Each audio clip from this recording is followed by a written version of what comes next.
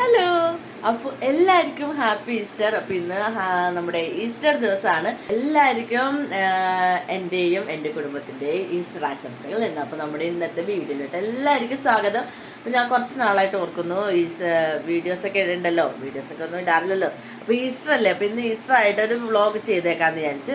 ഈസ്റ്ററിൻ്റെ ദിവസത്തിൽ നമ്മുടെ ഡെയിലി ഇന്നത്തെ ദിവസത്തിൽ വിശേഷങ്ങളൊക്കെ നമുക്കൊന്ന് കാണാം. ഇന്നത്തെ ദിവസം എങ്ങനെയാണ്, ഈസ്റ്റർ ആയിട്ട് എന്തൊക്കെയാണ് പരിപാടി, അപ്പോൾ അതൊക്കെ നമുക്കെല്ലാം ഒന്ന് കാണാമല്ലോ. അപ്പോൾ അതുകൊണ്ട് നമ്മുടെ ഇന്നത്തെ വീഡിയോയിലോട്ട് എല്ലാവർക്കും സ്വാഗതം. അപ്പോൾ ഈസ്റ്ററിൻ്റെ ദിവസമായിട്ട് നിങ്ങൾക്ക് എന്തായാലും നിങ്ങളെല്ലാവരും പള്ളിയിലൊക്കെ പോയോ? ഞാനിപ്പോൾ പള്ളിയിൽ പാതിരാക്കുടാനൊക്കെ പോയത്. ഞാനും ഇവിടെ ചേട്ടയൊക്കെ ഞങ്ങൾ പാതിരാക്കുടാനൊക്കെ പോയത്. അപ്പോൾ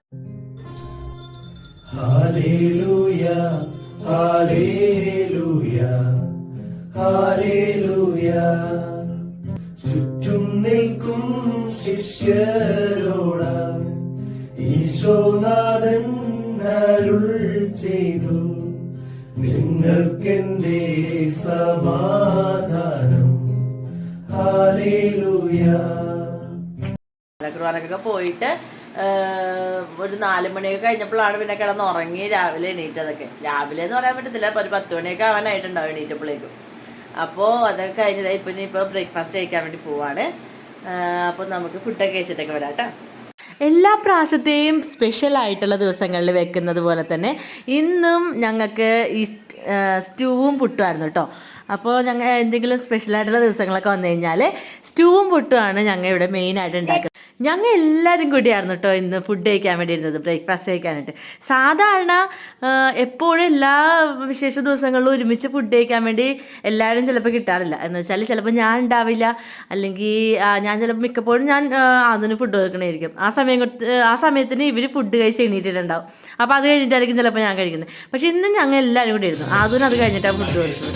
അപ്പോൾ അത് കഴിഞ്ഞപ്പോഴേക്കും ആദ്യം ഡാൻസ് കളിക്കണമെന്ന് പറഞ്ഞിട്ട് ചേട്ടൻ പാട്ടൊക്കെ വെച്ച് കൊടുത്തു. പാട്ട് വെച്ച് കൊടുത്തിട്ട് പിന്നെ ഞാനും അവൻ്റെ കൂടെ ഡാൻസ് കളിക്കാനൊക്കെ കൂടി. പിന്നെ ഞാൻ കളിക്കുന്നതിന് മുന്നേ ചേട്ടൻ കളിക്കണുണ്ടായിരുന്നു. ചേട്ടൻ അത് കഴിഞ്ഞ് റെസ്റ്റ് എടുത്ത് കഴിഞ്ഞപ്പോഴേക്കും പിന്നെ എന്നെ വിളിച്ചിട്ട് വന്നിട്ട് അവൻ എൻ്റെ കൂടെ ഡാൻസ് കളിക്കണമെന്നും പറഞ്ഞ് പിന്നെ ഞങ്ങൾ കുറച്ച് നേരം ഡാൻസൊക്കെ കളിച്ചു. അത് കഴിഞ്ഞപ്പോഴേക്കും ഞാൻ ഉച്ചക്കത്തെ ലഞ്ചിൻ്റെ പരിപാടി തുടങ്ങി കേട്ടോ. ഉച്ചക്കത്തേക്ക് ചിക്കൻ കറി വെക്കാനായിരുന്നു എൻ്റെ മെയിൻ പരിപാടി. എൻ്റെ ചിക്കൻ വാങ്ങിച്ചു കഴിഞ്ഞാൽ ഞാനാണ് ഇപ്പോൾ സ്ഥിരം കറി വെക്കുന്നത്.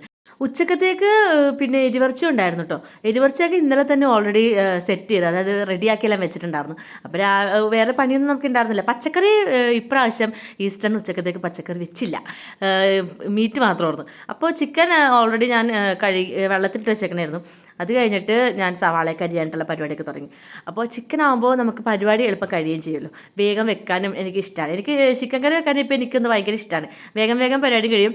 അത് മാത്രമല്ല മീൻ വെക്കുന്ന പോലെയും അതേപോലെ മീൻ വെട്ടുന്ന പോലെ ചിക്കൻ അധികം വെട്ടാനും നിൽക്കുന്നുണ്ട്. ഓൾറെഡി നമുക്ക് കറിക്കട്ടായിട്ടുള്ള പീസായിരിക്കും വാങ്ങിക്കുന്നത്. അപ്പോൾ അതുകൊണ്ട് അതിൽ ക്ലീൻ ചെയ്യാനായിട്ടൊന്നും അങ്ങനെ ഉണ്ടാവുന്നില്ലല്ലോ.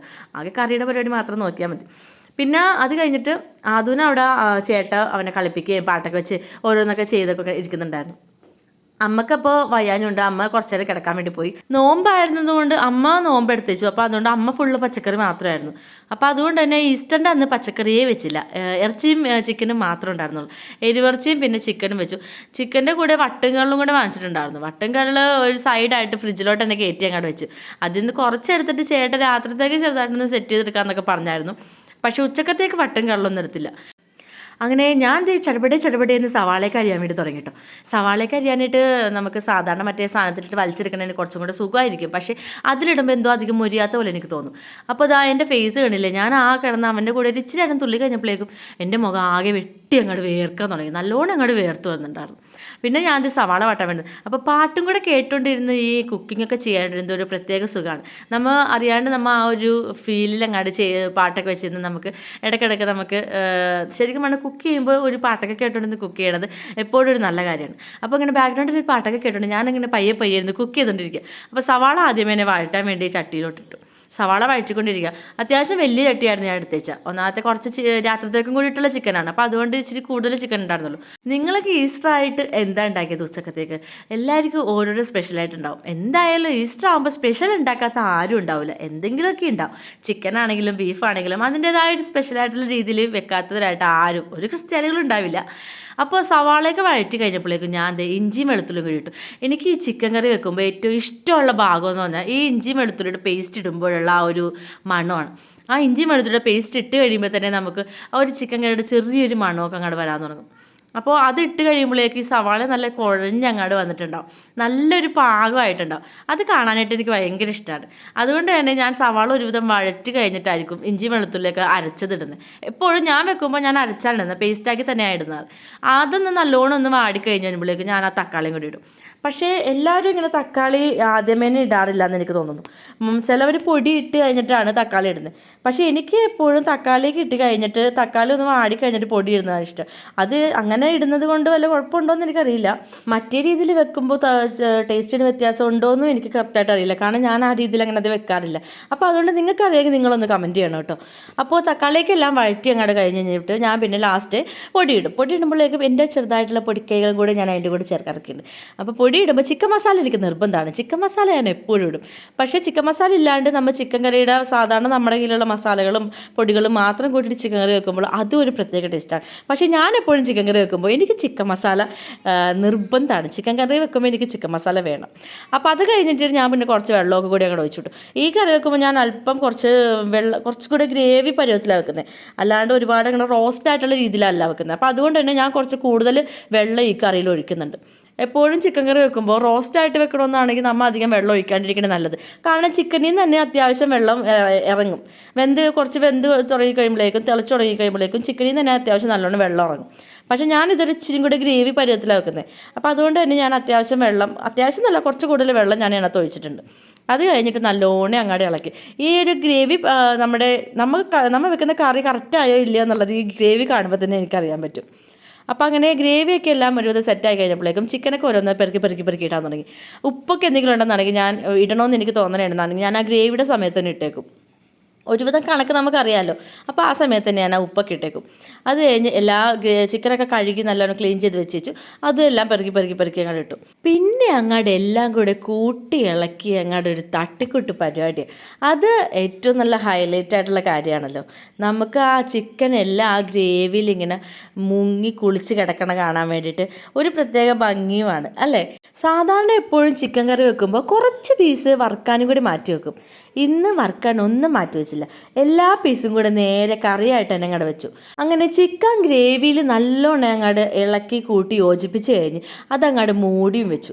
മൂടി വെച്ച് കഴിഞ്ഞതാ ഇപ്പം നോക്കിക്കണ്ടേ, ആ വെള്ളമൊക്കെ എല്ലാം ചിക്കൻ്റെ വെള്ളമൊക്കെ നല്ലോണം അങ്ങോട്ട് ഇറങ്ങി നല്ല പാകമായിട്ടുണ്ട്. ഇത് ഒരു ഇച്ചിരി ലൂസായിട്ടുള്ള പരുവമാണ് കേട്ടോ. അത് കുറച്ച് നേരം കൂടി ഇരുന്ന് കഴിയുമ്പോഴേക്കും ഒന്നും കൂടി അങ്ങോട്ട് കുറുകും. നമ്മൾ കുറച്ച് നേരം തീ ഓഫ് ചെയ്ത് വെച്ച് കഴിഞ്ഞപ്പോഴേക്കും അതൊന്നും കൂടി കുറുകി കിട്ടും. ഞാനപ്പോൾ ഒരുവിധം കുറച്ച് നേരമൊക്കെ ഇരുത്തി ഒന്ന് പറ്റിച്ചെടുത്തതാണ്. നമ്മൾ ഇതിൽ കാണുമ്പോൾ കുറച്ച് ഭയങ്കര ലൂസായിട്ട് കിടക്കണ പോലെ തോന്നും. പക്ഷേ അത് ഇച്ചിരി നേരം കൂടി ഇരുന്ന് കഴിയുമ്പോൾ ഒരു 10-20 മിനിറ്റ് ഒരു അരമണിക്കൂർ കൂടെ കഴിയുമ്പോഴേക്കുണ്ടല്ലോ അത് കുറച്ചും കൂടെ തിക്കായിട്ടുള്ള ഗ്രേവി ആയിട്ടുണ്ടാവും. അപ്പോൾ അങ്ങനെ ഗ്രേവിയൊക്കെ എല്ലാം റെഡിയായി. ഗ്രേവിയല്ല, നമ്മുടെ ചിക്കൻ കറി അങ്ങനെ റെഡിയായി. ചിക്കൻ കറിയൊക്കെ കഴിഞ്ഞ് കഴിഞ്ഞപ്പോഴേക്കും ഞാൻ പിന്നെ അടുക്കളയിൽ ഉണ്ടായിരുന്ന ബാക്കിയുള്ള പാത്രങ്ങളൊക്കെ കുറച്ച് അധികമൊന്നും ഉണ്ടായിരുന്നില്ല, ആകെ കുറച്ച് പാത്രങ്ങളുണ്ടായുള്ളൂ. അതങ്ങാണ്ട് കഴുകി വെച്ചു. അതും കൂടെ കഴിഞ്ഞിട്ട് അടുക്കളയും കൂടെ അങ്ങോട്ട് മെന്നെ കിട്ടും. എരിവറച്ചി എല്ലാ പ്രാവശ്യവും വെക്കുമ്പോൾ തലേ ദിവസം തന്നെ വെച്ചേക്കും. അതുകൊണ്ട് നമുക്ക് ഉച്ചക്കത്തേക്കാകെ ചിക്കൻ കറിയുടെ പണി മാത്രമല്ലേ ഉണ്ടായിരുന്നുള്ളൂ. അതുകൊണ്ട് കഴിഞ്ഞ് കഴിഞ്ഞപ്പോൾ തന്നെ ക്ലീനിങ്ങും വേഗം തന്നെ കഴിഞ്ഞു. അപ്പോൾ എൻ്റെ പണിയെല്ലാം കഴിഞ്ഞപ്പോഴേക്കും വീട്ടിൽ ശരിക്കും പറഞ്ഞാൽ ആരും ഉണ്ടായിരുന്നില്ല. അമ്മ കിടക്കണമായിരുന്നു, പിന്നെ ഞാനും അടുക്കളയിൽ ഇപ്പോൾ ഉണ്ട്, വേറെ ആരും ഉണ്ടായിരുന്നില്ല. എല്ലാവർക്കും ഓരോരോ പരിപാടികൾ, എല്ലാവരും അവരവരുടെ പരിപാടിക്കായിട്ട് പോയി. അപ്പോൾ ചേട്ടയാണെങ്കിൽ ആദ്യമായിട്ട് എൻ്റെ വീട്ടിലോട്ടും പോയിട്ടുണ്ടായിരുന്നു. അപ്പോൾ ഞാൻ പിന്നെ അതുകൊണ്ട് വലിയ ധൃതിയൊന്നും ഉണ്ടായിരുന്നില്ല, എനിക്ക് കഴിഞ്ഞിട്ട് വലിയ കാര്യമൊന്നും ഉണ്ടായിരുന്നില്ലല്ലോ. അതുകൊണ്ട് എല്ലാം പയ്യെ ഞാൻ ചെയ്തുകൊണ്ടിരുന്നത് വെച്ച് ശരിക്കും പറഞ്ഞാൽ ഒരു ഉറക്കം തൂങ്ങിയ ഈസ്റ്റർ പോലെയായിരുന്നു എനിക്ക് ആദ്യം തോന്നിയത്. പിന്നെ പണിയെല്ലാം കഴിഞ്ഞപ്പോഴേക്കും അടുക്കളയുടെ ഫൈനൽ ലുക്ക് ഇതായിരുന്നു കേട്ടോ. അപ്പോൾ ചട്ടിയൊക്കെ എല്ലാം അവിടെ നിരന്നിങ്ങനെ തട്ടായിട്ട് ഇങ്ങനെ ഇരിക്കുന്നുണ്ട്. അപ്പോൾ അതെല്ലാം അവിടെ തന്നെ ഇരുന്നോട്ടെ എന്ന് പറഞ്ഞു ഞാൻ ഇങ്ങോട്ട് പോന്നു. അപ്പോൾ നമ്മുടെ ഈസ്റ്ററിൻ്റെ ഉച്ചക്കത്തേക്കുള്ള കറികളുടെ പരിപാടിയൊക്കെ കഴിഞ്ഞു. ഇപ്പോൾ സത്യം പറഞ്ഞാൽ ഇവിടെ ഇപ്പോൾ ഞാനും അമ്മയും മാത്രമേ ഉള്ളൂ, ബാക്കി ആരുമില്ല. ഓരോരുത്തർക്കും ഓരോരോ പരിപാടികൾ. അപ്പോൾ ചേട്ടയും കുറച്ചും കൂടെ എൻ്റെ വീട്ടിലോട്ട് പോയേക്കണേണ്, പിന്നെ സുജി അങ്കിളുടെ വീട്ടിൽ പോയേക്കണേണ്. അങ്ങനെ ഓരോരുത്തർക്കും ഓരോരോ പരിപാടി. അപ്പനും പുറത്തോട്ട് പോയേക്കണേ. അപ്പോൾ എൻ്റെ ചിക്കൻ കറിയുടെ പരിപാടിയും കഴിഞ്ഞു. അടുക്കളയൊക്കെ മെനേക്കി അടുക്കളയിലെ പരിപാടി കഴിഞ്ഞപ്പോഴേക്കും ഇനി കുറച്ച് നേരം വെറുതെ കുത്തിയിരിക്കുക, കാരണം അമ്മ കിടക്കണേണ്. പക്ഷേ അധികം നേരം വെറുതെ കുത്തിയിരിക്കേണ്ടി വന്നില്ല കേട്ടോ. ഞാൻ പണിയൊക്കെ കഴിഞ്ഞിരുന്നപ്പോഴേക്കും ചേട്ടനെ വിളിച്ചപ്പോഴേക്കും ചേട്ടൻ പറഞ്ഞു, എടോ എന്താ എൻ്റെ പണിയൊക്കെ കഴിഞ്ഞോ? ഞാൻ ദേ അങ്ങോട്ട് വരുന്നുണ്ട്, തന്നെ ഞാൻ ദേ ഇങ്ങോട്ട് കൊണ്ടുവന്നേക്കാമെന്ന് പറഞ്ഞു. അപ്പോൾ എൻ്റെ വീട്ടിലാണെങ്കിൽ അവിടെ കസിൻസും എല്ലാവരും ഉണ്ടായിരുന്നു. അപ്പോൾ അവിടെ ആ തറവാടിൻ്റെ വീടിൻ്റെ പണിയൊക്കെ ഏകദേശമൊക്കെ കഴിഞ്ഞുകൊണ്ടിരിക്കണമായിരുന്നു. അവിടെ പെരാസ്തോലി അടുത്ത് വരുന്നുണ്ട്. അപ്പോൾ എല്ലാവരും കൂടെ അവിടെ ഉണ്ടായിരുന്നു, വർത്താനമൊക്കെ പറഞ്ഞ് എല്ലാവരും കൂടെ അവിടെ ഇരിക്കണമായിരുന്നു. അപ്പോൾ ചേട്ടൻ വന്ന് എന്നെ കൂട്ടിക്കൊണ്ട് നേരെ അങ്ങോട്ടേക്ക് പോയി. എല്ലാവരും കൂടി ആയിക്കഴിഞ്ഞപ്പോഴേക്കും ശരിക്കും പറഞ്ഞാൽ ഉറക്കം തൂങ്ങിയ ഈസ്റ്റർ എന്നുള്ളത് അടിപൊളി ഈസ്റ്ററായി. അപ്പോൾ എല്ലാവരുമായിട്ട് വർത്താനമൊക്കെ പറഞ്ഞ് കുറേ നേരം ഇരുന്നു. അത് കഴിഞ്ഞ് പിന്നെ കസിൻസിൻ്റെ വീട്ടിലൊക്കെ പോയി. അതും എല്ലാം കഴിഞ്ഞ് തിരിച്ച് ഞങ്ങൾ വീട്ടിൽ വന്നിട്ട് ഫുഡ് കഴിച്ചപ്പോഴേക്കും മണി 5:30. അപ്പോൾ ഉച്ചക്കത്തെ ഫുഡ് കഴിക്കുന്നത് ശരിക്കും പറഞ്ഞാൽ വൈകുന്നേരം 5:30 ആയപ്പോഴായിരുന്നു കേട്ടോ. അപ്പോൾ ഇതായിരുന്നു ഞങ്ങളുടെ ഈസ്റ്ററിലെ ഒരു ഡേ എന്ന് പറഞ്ഞു കഴിഞ്ഞാൽ. വീഡിയോ നിങ്ങൾക്ക് ഇഷ്ടമായെങ്കിൽ ലൈക്ക് ചെയ്യാനും ചാനൽ സബ്സ്ക്രൈബ് ചെയ്യാനൊന്നും മറക്കരുത്. ബൈ.